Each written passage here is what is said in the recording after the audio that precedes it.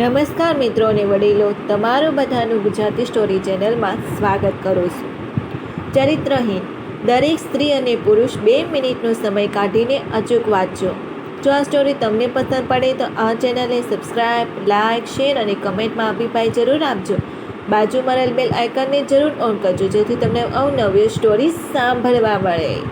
આ વાત ખરેખર દરેક સ્ત્રી અને પુરુષે વાંચવા જેવી છે અને દરેક લોકો જોડે શેર કરવા જેવી છે, અને આથી જ આ વાર્તા અહીં શેર કરી રહ્યા છીએ.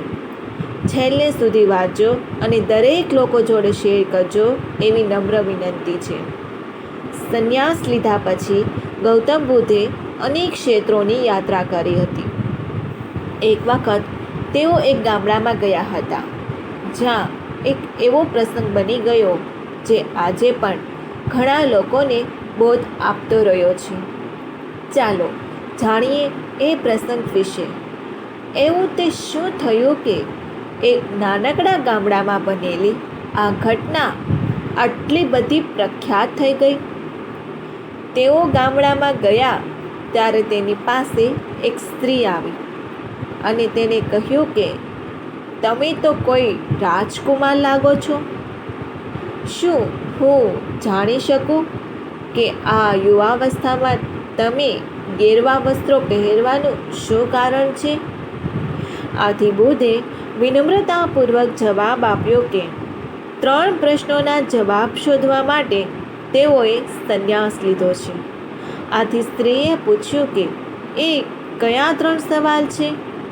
બુદ્ધે કહ્યું કે આપણું આ શરીર જે અત્યારે યુવાન અને આકર્ષક છે તે જલ્દી જ વૃદ્ધ થઈ જશે અને પછી બીમાર પડી જશે, તેમજ અંતમાં મૃત્યુના મુખમાં ચાલી જશે. મારે વૃદ્ધાવસ્થા, બીમારી અને મૃત્યુનું કારણનું જ્ઞાન પ્રાપ્ત કરવું છે. આથી બુદ્ધના વિચારોથી પ્રભાવિત થઈને તે સ્ત્રીએ તેને ભોજન માટે આમંત્રણ આપ્યું અને ખૂબ જ ઝડપથી આ વાત આખા ગામમાં પસરી ગઈ. દરેક ગ્રામજનો અંદરો અંદર ઘણી વાતો ચીતો કરવા લાગ્યા અને પછી એક નિર્ણય લીધો.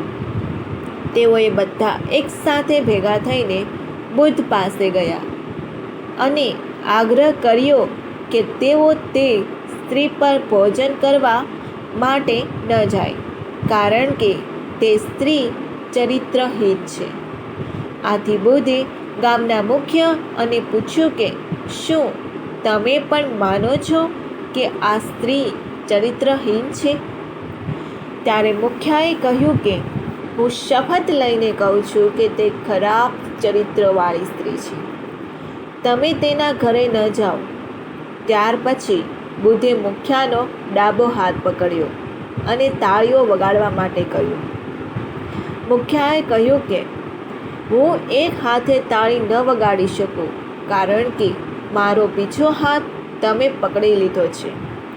બુદ્ધે કહ્યું કે તો આ રીતે પહેલી સ્ત્રી પોતે ચરિત્રહીન કઈ રીતે હોઈ શકે, જ્યાં સુધી આ ગામના પુરુષ ચરિત્રહીન ન હોય? જો ગામડાના દરેક પુરુષો સારા હોત તો આ સ્ત્રી આવી હોત જ નહીં. આથી તેના ચરિત્ર માટે અહીંના પુરુષ જવાબદાર છે. બુદ્ધ આટલું બોલ્યા પછી ત્યાંના દરેક પુરુષો શરમની લાગણી અનુભવવા લાગ્યા.